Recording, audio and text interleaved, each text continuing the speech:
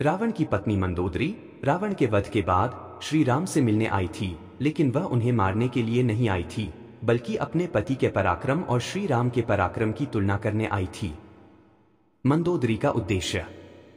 रावण के वध के बाद मंदोदरी श्री राम से मिलने आई थी ताकि वह जान सके कि जिसने रावण को पराजित किया है उसमें ऐसा क्या है जो उसके पति में नहीं था। मंदोदरी का संवाद।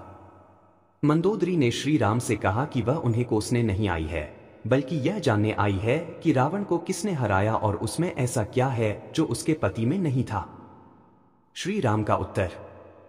श्री राम ने मंदोदरी को बताया कि रावण ने अन्याय किया था, इसलिए उसे मारना पड़ा और उन्होंने मंदोदरी के शोक के लिए क्षमा मांगी। रावण की मृत्यु के बाद मंदोदरी। रावण के वध के बाद मंदोदरी लंका वापस लौट गई और विभीषण से विवाह कर लिया। मंदोदरी का चरित्र। मंदोदरी को रामायण में सुंदर और गुणवती स्त्री के रूप में चित्रित किया गया है। मंदोदरी के पिता। मंदोदरी असुरों के राजा मायासुर और अप्सरा हेमा की बेटी थी। मंदोदरी का असली पति कौन था? मंदोदरी असुरों, राक्षसों के राजा मायासुर और अप्सरा, आकाशीय अप्सरा हेमा की बेटी थी। उसने रावण से विवाह किया और उसके 3 पुत्र हुए, मेघनाद, इंद्रजीत, अतिकाय और अक्षय कुमार। रामायण के कुछ रूपांतरणों के अनुसार मंदोदरी राम की पत्नी सीता की मां भी हैं, जिनका रावण ने अपहरण कर लिया था। बाली और मंदोदरी का क्या संबंध था? बाली की पत्नी तारा और रावण की पत्नी मंदोदरी दोनों बहनें थीं। मंदोदरी ने दूसरा विवाह क्यों किया था? मृत्यु के बाद मंदोदरी का क्या हुआ? भगवान श्री राम, माता सीता और हनुमान जी ने मंदोदरी को बहुत समझाया, जिसके बाद मंदोदरी को महसूस हुआ कि धार्मिक, तार्किक और नैतिक दृष्टि से यह विवाह गलत नहीं होगा। तब जाकर मंदोदरी विभीषण से विवाह करने के लिए तैयार हुई। मंदोदरी की कितनी शादियां हुई? दूसरे शब्दों में कहें तो उनकी कुल 3 पत्नियां थीं। रावण की पहली पत्नी और पटरानी का नाम मंदोदरी था। मंदोदरी राक्षसराज मयासुर की बेटी थी। त्रिष्टा पूर्व जन्म में कौन थी? रामायण के कुछ क्षेत्रीय संस्करणों के मुताबिक त्रिष्टा का पूर्व जन्म सुभद्रा, श्री कृष्ण की बहन के रूप में हुआ था। त्रिष्टा के बारे में जरूरी बातें। त्रिष्टा रामायण की एक महत्वपूर्ण पात्र थी। वह लंका के राजा रावण की सभा में रहती थी। वह सीता की सहेली और रक्षक थी। वह राम भक्त विभीषण की पुत्री थी। उसका चरित्र सत्यनिष्ठ, दयालु और धार्मिक प्रवृत्ति का था। उसने सीता को अशोक वाटिका में बंदी बना रखे जाने के दौरान बहुत देखभाल की और उन्हें सांत्वना दी। उसने सीता को एक सपना भी सुनाया था जिसमें उसने देखा कि राम रावण को पराजित करेंगे और सीता को मुक्त कराएंगे।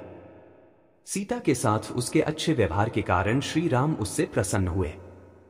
इसलिए अगले जन्म में वह सुभद्रा, श्री कृष्ण की बहन के रूप में पैदा हुई। पिछले जन्म में सीता कौन थी? कथा के अनुसार वेदवती नामक स्त्री का माता सीता के रूप में पुनर्जन्म हुआ था। वेदवती विष्णु भक्त थीं और वे प्रभु हरि को पति स्वरूप में पाना चाहती थीं। इसके लिए कठोर तप किया। उसी दौरान रावण वहां से जा रहा था। उसने वेदवती को देखा और मोहित हो गया। लंका में सीता की रखवाली कौन कर रहा था? काकाविन रामायण में कहा गया है कि जब सीता को उसके 300 राक्षसी रक्षकों द्वारा सताया जाता है तो केवल त्रिष्टा ही उसे बचाने आती है और उसे सांत्वना देती है, उसका साथ देती है और उसके साथ खेलती है। श्री राम में त्रिष्टा, जिसे यहाँ देवी श्रीजती कहा जाता है, लंका में सीता की देखभाल की प्रभारी है। अगले जन्म में विभीषण कौन था? विभीषण रावण का सबसे छोटा भाई था जिसने लंका पर शासन किया था। वह ऋषि पुलस्त्य के पुत्र ऋषि विश्रवा और केकसी के सबसे छोटे पुत्र थे। लंका के राजा रावण उनके बड़े भाई थे। हालांकि विभीषण राक्षस जाति के थे, लेकिन वे पवित्र थे और श्री राम के भक्त थे। हनुमान जी पिछले जन्म में कौन थे? पौराणिक कथाओं के मुताबिक हनुमान जी अपने पिछले जन्म में रुद्र भगवान थे। वहीं उनकी मां अंजना पूर्व जन्म में इंद्रदेव के महल की अप्सरा थी। उनका नाम पुंजिकस्थला था। पुंजिकस्थला के बारे में ज्यादा जानकारी। पुंजिकस्थला बहुत रूपवती थीं, लेकिन उनका स्वभाव चंचल था। एक बार उन्होंने अपने नटखटपन में भूलवश तप कर रहे एक ऋषि के तप में बाधा डाली। ऋषि ने पुंजिकस्थला को श्राप दिया कि जब उन्हें प्रेम होगा तब वह वानरी बन जाएंगी। इसी श्राप के कारण अंजना वानरी जाति में जन्मी और हनुमान जी का जन्म हुआ। हनुमान जी के बारे में कुछ और बातें। हनुमान जी को पवन पुत्र भी कहा जाता है। हनुमान जी के पिता केसरी, पवन, बृहस्पति के पुत्र थे। अंजना और केसरी ने पुत्र प्राप्ति के लिए भगवान शिव की उपासना की थी। भगवान शिव ने उनकी तपस्या से प्रसन्न होकर उन्हें पुत्र का वरदान दिया था। श्रीलंका में सीता कहाँ ठहरी थी? अशोक वाटिका वह स्थान है जहां रावण ने सीता को बंदी बनाकर रखा था।